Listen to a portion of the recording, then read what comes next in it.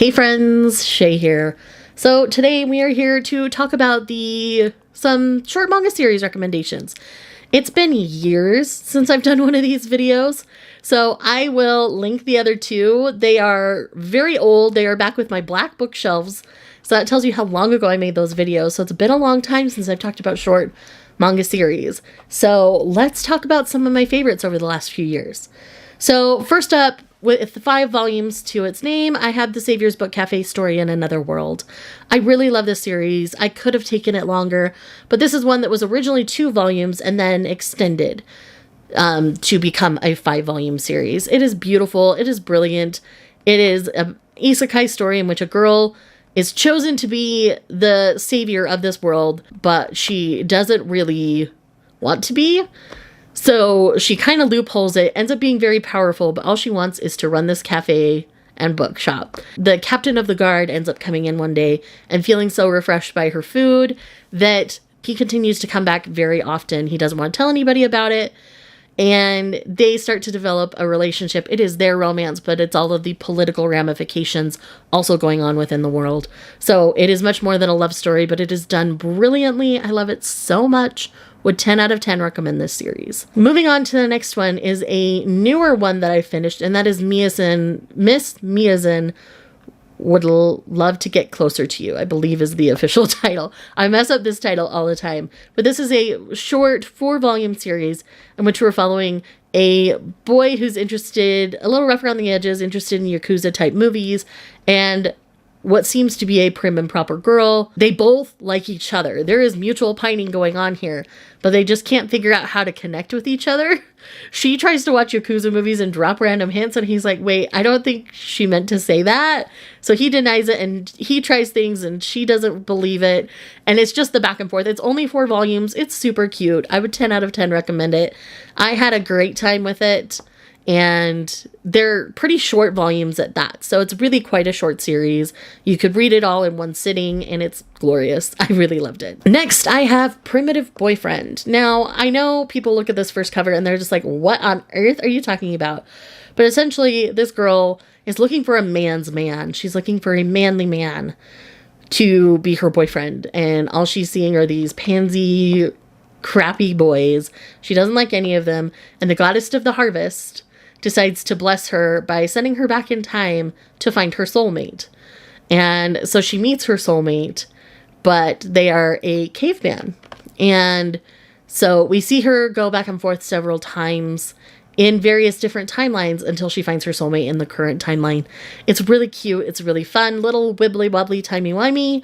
And I wish it was a little bit longer, but at the same time, it's very clear and satisfying when the story concludes that is the end. Like, it didn't feel open-ended. Like, it felt like, yes, this is what is going on. This is the end. It's beautiful. I really enjoyed it and would definitely recommend checking this one out. The next one I am going to recommend here is an omnibus. This is a Yuri, and this is The Girl I Want Is So Handsome. So we have a very feminine girl looking up to her more masculine presenting senpai, and she just has the biggest crush on her. And it's really cute to watch their relationship develop over the course of the volumes. I think it's technically 2, but put into an omnibus. But I really loved this story. I thought it was so sweet and so cute. So if you're just looking for a really sweet, really cute Yuri, I would definitely recommend this one. The next one I have here is an adult Yuri, and that is Donuts Under a Crescent Moon. This is a 4-volume series that is very low spice. Don't go in expecting spicy things because you will be very disappointed. And this is just about 2 women who slowly fall in love in their workplace, and the societal expectations of women and so many other things. Like, it is done in the most brilliant way to my brain. It really just is beautiful. The art is beautiful. The way their friendship develops into more is wonderful. I love everything about this series. So I'm sad it's short, but it is still a very, very good one that is definitely worth your time. The next one here is kind of a no-brainer in the short manga series space, and that is Boys Run The Riot. But Boys Run The Riot is about a trans teen not feeling like they are able to present themselves at school because of school rules. And they make this friend who is also kind of on the outs of the class because he is technically a year older and repeating a year, and they bond over fashion and decide to create a fashion brand together. And there is so much visibility for the LGBT community in this manga. It is beautiful. There are some terrible and horrible things going on here. There's some dead naming, so check your tropes before you go into this one. But this one is truly worth your time. The art is stunning. I feel like the story being told is beautiful, honestly. It's so, so good. 10 out of 10 would recommend Boys Run The Riot. Let's go to something a little more lighthearted and a little more fun, and that is Creepy Cat. Yes, I'm going to recommend Creepy Cat. This is a really fun manga series about this goth girl and her creepy ghost cat. It's 4 volumes. It is absolutely fun and adorable.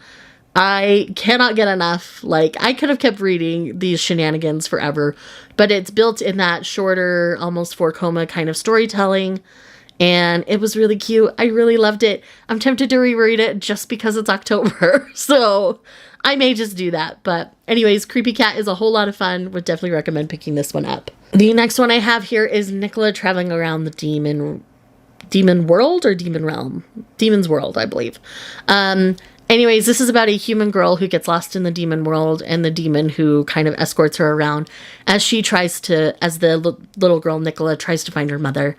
This series is a slice of life that is sweet and adorable and warms your heart, and it's so cute. It's so sweet. I love it so much. So definitely read this series. It's so, so good. Like, it's the sweetest slice of life. Check it out from your library if you're not a big slice of life person, but the art in it is absolutely stunning. It was done in an art style where it's actually brown ink instead of like black or gray ink, and I really loved that for the publishing choice. So anyways, let's move on to the next one. The next one I'm going to recommend here is Harus Curse. This is a 2-volume josei series that you can find in one omnibus. And in this series, essentially, Haru is our main character's sister. She died, but she was also engaged to this man that our main character had feelings for. But once her sister passes away, this man approaches her and said, "Our parents wanted our families to be connected. Why don't we give this a try?" And it's about the guilt they both feel for wanting to be together, essentially. This series is very interesting, very introspective. This is also the same person who does Yakuza Fiancé. So if you like that art style, that's what you're going to get in Harus Curse. But I really, really enjoyed Harus Curse. It's a very underrated series, in my opinion. I think it's very well done.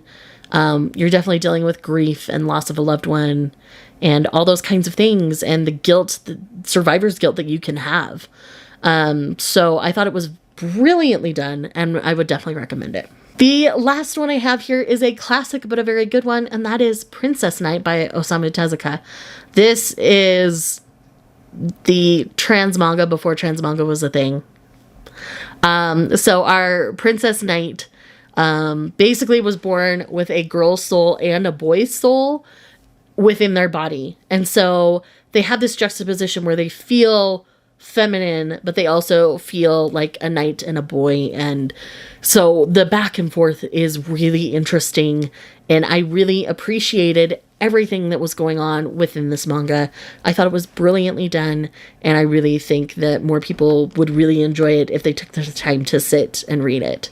It holds up amazingly well, honestly. I was afraid there were going to be some really dated things that weren't going to feel right, but I feel like the way it talks about what I would think a trans person would feel. I can't personally speak to the representation, but my friends who are trans who have read it said that it felt like a very good representation for them. So I will go on their recommendation and say that it is fairly good, and I would recommend checking it out. So with that said, thank you so much for checking out this video. If you're here just because you love me, leave me a donut emoji for donuts under a crescent moon, and I will see you guys in the next one. Bye. It's been raining for days now, been running like a child. Can't feel the I'm lost here with you, lost in these woods, lost as I should.